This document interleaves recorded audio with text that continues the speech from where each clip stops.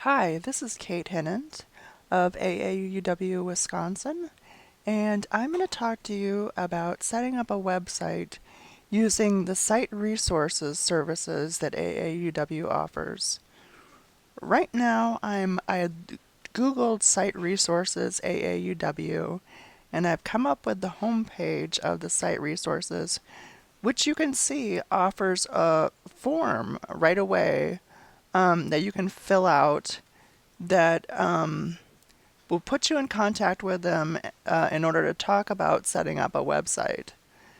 But before you do that, you may want to take a look at some of the current sites offered by other branches and states throughout the United States. And so you can click on the link to current sites, and it gives you a link of all the branches that have active websites,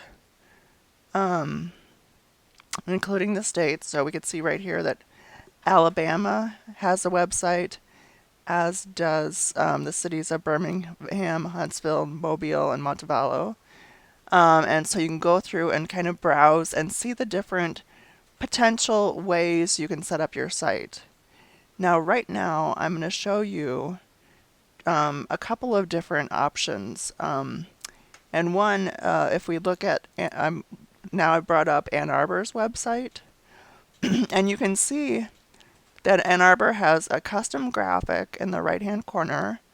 This is the size you get for any graphic in the banner. You can't really alter that. And then in the middle section, they have some information about events that are coming up. Now, this isn't technically a blog, it's just a static web page. So they have gone in, and anytime they want to put in a new event, they delete out what they have here, and they put in some new information. They also, on the right-hand side, you can see that they've input their future branch events so that you can click on the dates that have the bolded numbers, and you can see what events are happening on those days. They offer links that are relevant to AAUW, and then they've got their Facebook links, including a members-only group that they have for their branch. And then they've got some other links and a contact box. This right-hand column is very much up to each branch what to include, and we'll see a couple other pages so you can see some of the options there. What you put in this bar, this menu bar, is entirely up to you. There's some sort of suggested topics like join us and about us, but each branch can determine what kind of information that they want to link to. Looking at AAU Albuquerque, the graphic that they have is actually a generic graphic that is provided by Site Resources. And I would recommend that you come up with your own graphic because there's a lot of branch sites with this exact same graphic. But here we can see that their menu bar has actually two layers because they have so many options there. They've got a sort of a welcome message. It's generic. They don't change this. This is not something that has to be updated. They've got legislative alerts and contact information. And one last one I'd like to show you guys is the one for the AAUW Greater Rochester area. They've definitely got the upcoming events here with plenty of detailed information. They've got the branch calendar, just like we saw with Ann Arbor. And so this is something that they're updating and keeping fresh as events pass. But they also have some other, what we would call widgets, which are things that you can put in this right-hand column that allow people to do different things. So for example, donations. They've got a donation through United Way. I'm not sure what Grab AAUW is, but they've got a pay now here. They've got a way to make money if people shop at Amazon. But then they've also got the things so that people can connect to them on Facebook, on YouTube, uh, Twitter, and forget what that other one is. Anyway, um, and there are a variety of widgets that are available for this right-hand column. So I just want you to see some of those. And they've got a slightly different array, different wording for some of those options at the top. Okay, now we're going to pop over to the AAUW Wisconsin page. And I want to point out a couple of things. One thing is that if you look through our page, you will see at the end of each section a little note that says this entry was posted in general on such and such date. And it will come at the end of all of these sort of little articles that we have on our page. And that's because this is formatted as a blog post or a blog on the home page. I don't recommend this for branches. I would go with a static home page, but it's important for you to know that so that you'll understand some of the terminology. So when we look at something like this, we call it a post. But for example, if I go to About Us and look at our board page, this is what we call a page. And so if you have a website without the blog feature, you're still going to see the opportunity to post in the behind the scenes, but really all you're dealing with is pages. And I think that'll make a little bit more sense when we go behind the scenes. So the first thing I'm going to do is I've already logged in, and you'll get a login when you start working on your own website. And I'm going to go up to here where it says Wisconsin, and then there's a drop-down menu, and it says Dashboard. And when I click on that, all of a sudden I'm behind the website. I'm now able to change things, and you can see here on the left-hand side that we've got an opportunity to look at all the posts that we have on this site. We can add a new one. We can look at categories. But if you've got a branch site without posts, then what you're primarily interested in is pages. And so I'm going to go ahead and click on pages. And what I do is I have a list. The Wisconsin website has 65 items here because we have 65 pages.